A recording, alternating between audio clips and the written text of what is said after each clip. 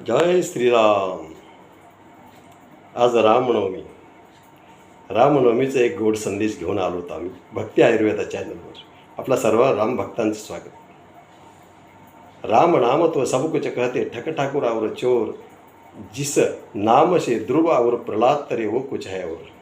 संत म्हणतात ते वेगळं आहे. वेगळं म्हणजे काही नाही, मनापासून घेतलेलं, अंतकरणापासून घेतलेलं रामनाम हे तुमचं जीवन सार्थकी लावतं, सार्थक होतं जीवन. जसं मारुती रायांचं झालं. कपिकुळ उद्धरिले म्हणजे कपिकुळाचं, मारुती रायांच्या हे कपिकुळामध्ये अवतार आहे.